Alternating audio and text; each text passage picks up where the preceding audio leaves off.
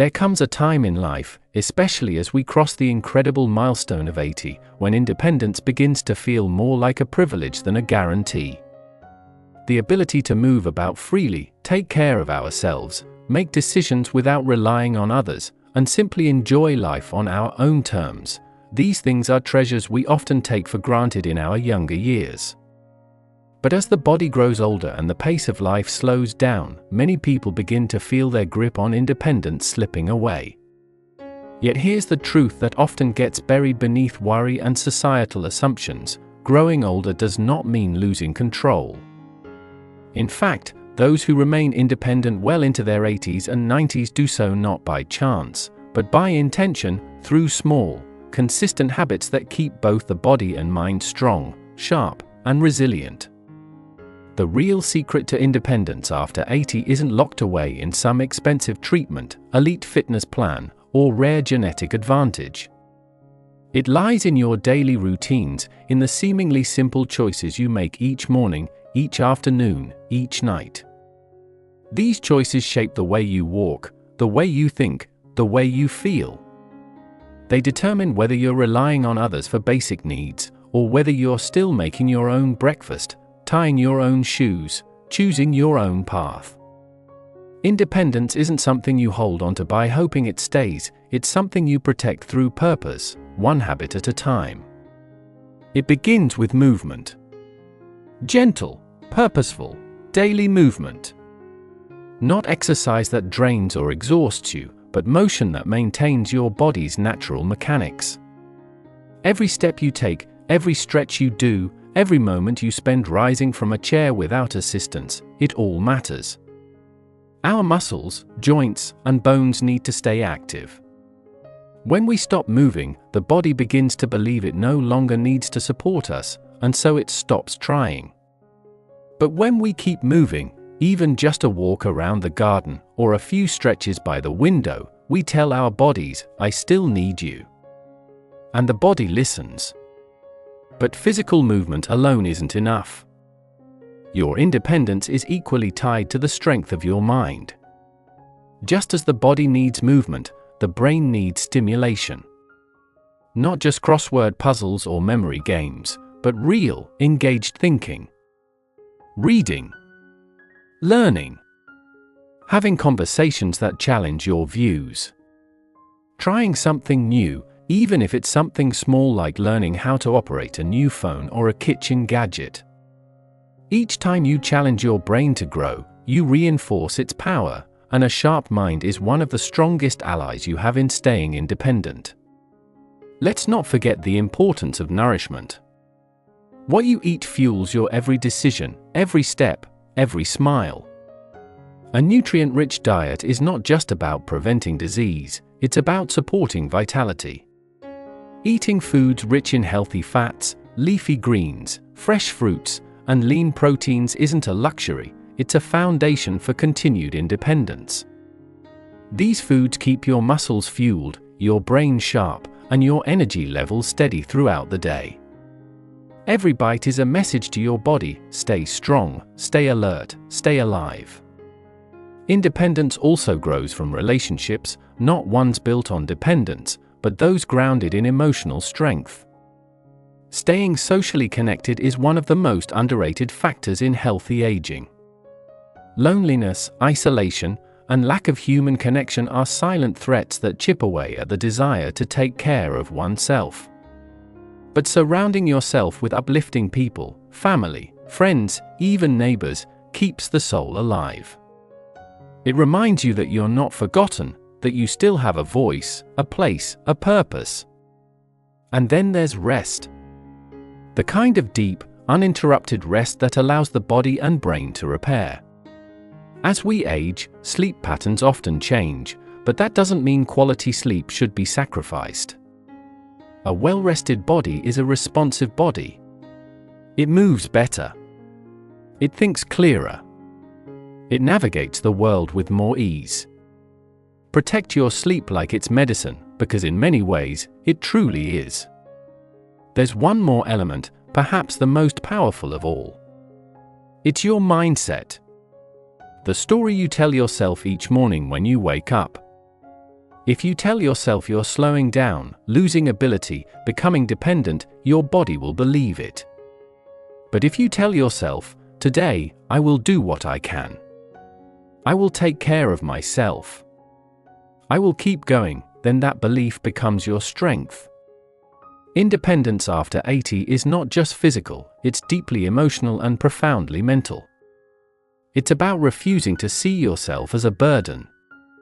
It's about owning your age and continuing to live with intention, pride, and clarity. And so, as we begin exploring these habits one by one, remember this: every moment you choose to move, to nourish, to learn, to connect, to rest, and to believe in your own strength, you are securing your independence, not just for today, but for all the days still to come. This isn't about surviving. It's about living freely, fully, and fiercely, as the strong, capable soul you have always been. In the quiet hours of the morning, when the world is still and the air is filled with soft light, there exists a kind of power often overlooked. It's the power of choice, the small, subtle decisions we make that whisper to our bodies, I'm still here. I'm still strong. For those who have reached the incredible age of 80 and beyond, this power becomes a lifeline to independence. And yet, too many people surrender that power far too soon, believing myths that aging must mean slowing down, becoming fragile, or handing over control of daily life. But the truth is, those assumptions are just that, assumptions. They are not destiny. The reality is that independence is not something age takes away from us. It's something we can protect with purpose, one habit at a time. One of the most critical yet overlooked habits is maintaining balance, literally. Physical balance is one of the first things to decline with age, but it's also one of the strongest indicators of continued independence. When balance weakens, falls become more likely. And one fall can lead to a chain of dependency that's hard to undo.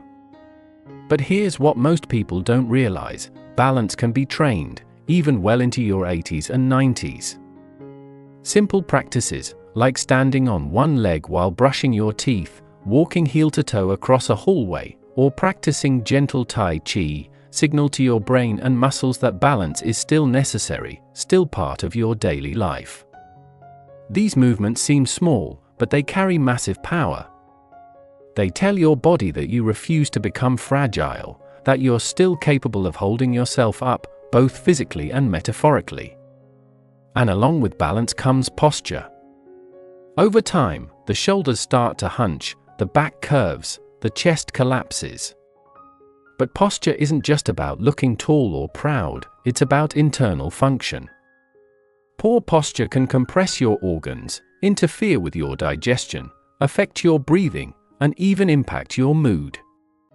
Standing tall helps oxygen reach every corner of your body. It lifts your confidence. It sends a message to the world and to yourself: I am not done. I still stand strong.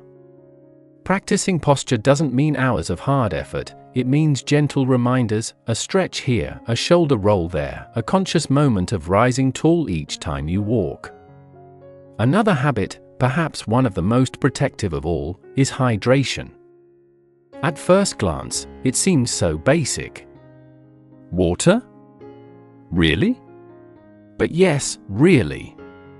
As we age, our body's ability to signal thirst weakens. By the time we feel thirsty, dehydration may have already begun. And dehydration affects everything: brain clarity, joint flexibility, energy levels, even balance. Starting your day with a glass of water and continuing to sip throughout the day is one of the simplest and most transformative habits you can adopt. Your joints will thank you. Your digestion will improve. Your brain will become clearer. The mere act of drinking water regularly is an act of self-respect, a declaration that your health still matters. Then there's the habit of purpose. Yes, purpose is a habit. It's easy, especially after retirement or when routines fade, to fall into aimlessness. But people who stay independent are often the ones who give themselves something to look forward to every day: a garden to tend, a friend to call, a book to read, a meal to cook. Purpose doesn't have to be grand or world-changing.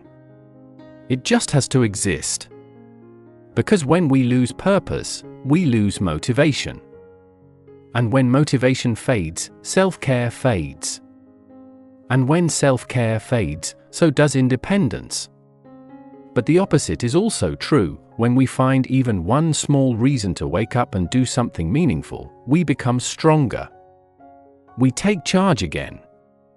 Don't overlook the role of simplicity.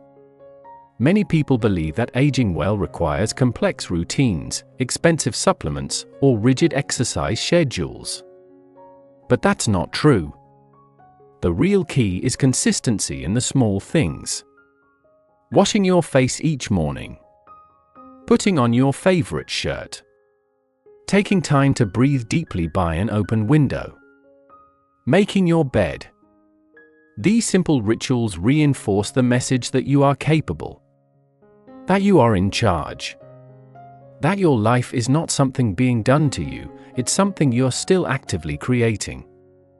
Even your environment plays a role. Maintaining a space that is clean, safe, and joyful helps preserve independence. Decluttering walkways, installing railings, keeping frequently used items within reach, these are acts of self-kindness, not signs of weakness. A well-organized space empowers you to move freely and safely, reminding you that you can still care for yourself, still be proud of where you live and how you live. Lastly, never underestimate the power of saying no. Setting boundaries, even at 80 or 90, is a sign of independence. Saying no to foods that harm your body. Saying no to fear-based thinking.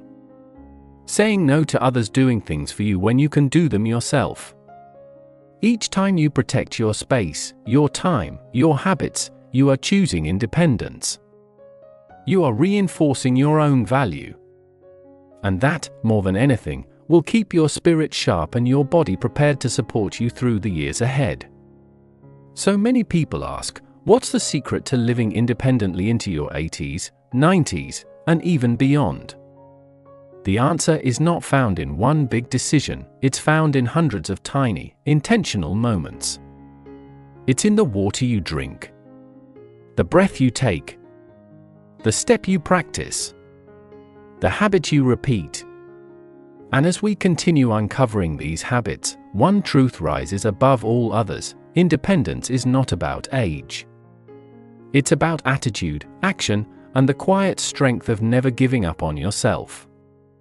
There comes a time in life when the mirror no longer reflects just the face staring back, but also the journey, etched in smile lines, silver hair, and eyes that have seen both storms and sunrises. After 80, the world sometimes begins to shift its gaze. People speak slower to you, offer too much help, or treat you as fragile, as if your years are a burden rather than a badge of wisdom. And slowly, if you're not careful, you begin to believe them. You start questioning your strength, second-guessing your memory, hesitating to take on what once felt easy. But here's a truth that defies all that noise: aging does not mean fading. Not unless you let it. Because right now, even in your 80s or beyond, you have more power than you realize. The power to choose the kind of life you still want to live. And the kind of strength you still want to protect. One of the greatest tools to preserve your independence at this stage isn't found in medicine bottles or clinics, it's found in connection. That's right, human connection. Regular conversation, laughter, and even simple companionship are deeply protective to both the mind and body. Isolation is a quiet thief. It doesn't knock down the door. It seeps in slowly, through long, silent days, and it takes its toll on your memory, your emotional well-being, and your motivation to care for yourself. But every phone call, every walk with a neighbor, every game of cards or shared cup of tea is a small rebellion against that thief. It's a way of saying, I'm still here. I'm still part of something. Never underestimate the power of community, whether that's a friend, a group, or even a pet. You are not meant to age alone. There is also the power of learning, yes, even now. The brain, despite what many believe, never stops growing. Every time you pick up a new word, read a page, try a new recipe, or explore a new song, you're keeping your brain alive and alert. And what does this have to do with independence? Everything. Because the more mentally agile you are, the more confident you feel managing your day, your schedule, your life. Memory sharpness and mental clarity are not reserved for the young, they are earned by those who challenge themselves to stay curious. And curiosity doesn't have an age limit. Sleep also becomes a pillar of your freedom. In earlier years, we take it for granted. We stay up late, burn the candle at both ends, and bounce back easily. But past 80, sleep is no longer optional, it's essential. It's the time your body repairs itself, your brain organizes thoughts, and your spirit resets. Poor sleep affects balance, mood, heart health, and memory. So treating sleep as sacred, having a routine, limiting caffeine, making your room a peaceful sanctuary, is not a luxury. It is an act of self-preservation, a declaration that your body deserves deep rest, because you still have days worth waking up for. Equally important is mobility. No matter how slowly you move, motion is a message to your body that life is still in session. You don't have to run marathons. But you do have to move. Whether that's walking up and down the hallway, doing stretches in bed, rising from a chair without help, every movement is like a drop of oil to your joints, a jolt of life to your muscles. Stagnation is the enemy. Movement is your daily vote for freedom. And remember, mobility isn't just about your legs. It's about your hands, your spine, your neck, your lungs. It's about maintaining the ability to do what matters to you, on your own terms. The final truth, the quiet whisper that echoes through all the noise and all the years, is that staying independent after 80 isn't just about physical strength, or even mental sharpness. It's about something far deeper. It's about believing, with every fiber of your being, that you still matter. That your choices still shape the world around you. That your life still holds meaning, not just to those who love you, but to you. And perhaps nothing keeps that belief alive more powerfully than the habit of hope. Hope. It's not a word reserved for the young and starry-eyed. It's not something that dims with age unless you let it. In fact, it burns even brighter in those who've walked through the trials of life, who've survived the losses and celebrated the victories, who've seen the world shift beneath their feet and still found a way to stand. Hope is not a naive dream, it's the quiet courage to keep showing up, to keep planting seeds even when the harvest isn't promised. It's what makes you open the curtains each morning, what makes you stretch your body even when it aches, what gives you the strength to reach for the phone and call someone just to hear their voice. And it's in that hope that true independence begins. Because when you have hope, you don't wait for others to decide your path. You take your own steps. Maybe slower than before, maybe with a cane or a walker, maybe with pauses to catch your breath, but they are your steps. You speak for yourself. You make decisions for your own life. You set small goals and reach them, not because someone told you to, but because you still believe you have more to live, more to learn, more to give. You see, independence is not a checklist. It's not about whether you can cook every meal alone or remember every appointment. It's not about perfection. It's about autonomy. It's about voice.